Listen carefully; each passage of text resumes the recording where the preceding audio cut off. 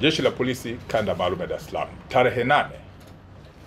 mwezi huu Machi mwaka 2025 lilimkamata na baadaye alipojaribu kutoroka chini ya ulinzi na maofisa wa polisi kuchukua tahadhari zote za kumfanya asitoroke kwa kupiga risasi hewani, lakini mtuhumiwa huyu akakaidi. Alijeruhiwa kwa risasi kwenye paja na kwenye nyonga na baadaye kupelekwa kwenye hospitali kwa matibabu, huku hali yake ikiwa ni mbaya. Mtuhumiwa huyu aliyekamatwa kwa tuhuma za kumteka mtoto alifahamika kwa jina la Stanley Dismas Ulaya. Baadaye ilikuja kubainika ni mkazi wa kata ya Nguruka, wilaya ya Uvinza, ambayo ipo mkoani Kigoma. Mtuhumiwa huyu kabla ya kujeruhiwa akijaribu kutoroka chini ya ulinzi, anatuhumiwa kufanya tukio tarehe 6 mwezi Machi mwaka huu wa 2025, tukio la kumteka mtoto mdogo wa kiume mwenye umri wa miaka 7 ambaye anasoma katika shule ya msingi Mbezi iliyo katika wilaya ya Ubungo jijini Dar es Salaam. Mtoto huyu aliyetekwa alishushwa kutoka kwenye daladala na baba yake kwenye kituo ambacho kiko karibu na shule ya msingi anayosoma, na hakurudi nyumbani mpaka saa 1 za jioni, wazazi walipoanza kumtafuta na baadaye kufanya mawasiliano na mwalimu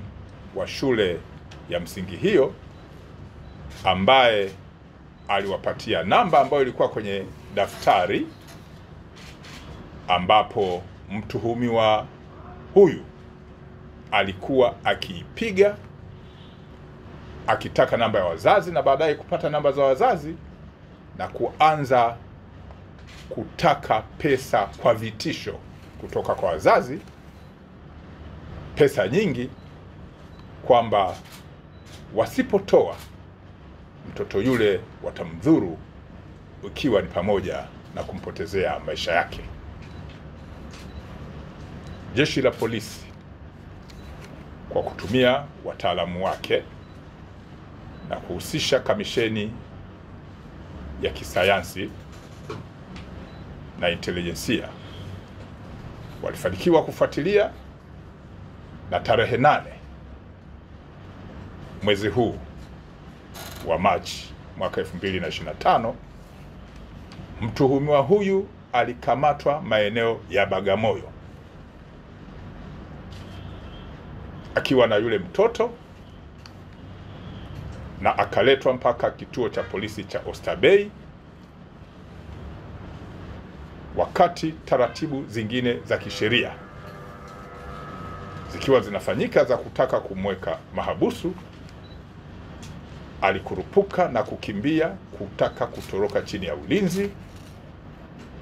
ambapo jitihada za ziada za polisi zilifanyika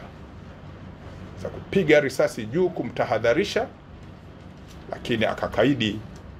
na baadaye akapigwa risasi mguuni na kwenye paja na akakamatwa tena, lakini hali yake ni mbaya, alipelekwa hospitali kwa matibabu. Hali ya mtoto aliyetekwa imeonekana kuwa njema na taratibu zingine za kumchunguza zinaendelea kuhusiana na afya yake. Jeshi la Polisi kanda maalum ya Dar es Salaam linaendelea kulani vitendo vyote vya kihalifu vikiwemo vinavyohusisha masuala ya utekaji, lakini pia kuiba watoto na makosa mengine, na kwamba jeshi halitakuwa na huruma. Narudia, jeshi halitakuwa na huruma na watuhumiwa wa namna hii. Litaendelea kuwashughulikia vikali, lakini kwa kuzingatia mifumo ya kisheria.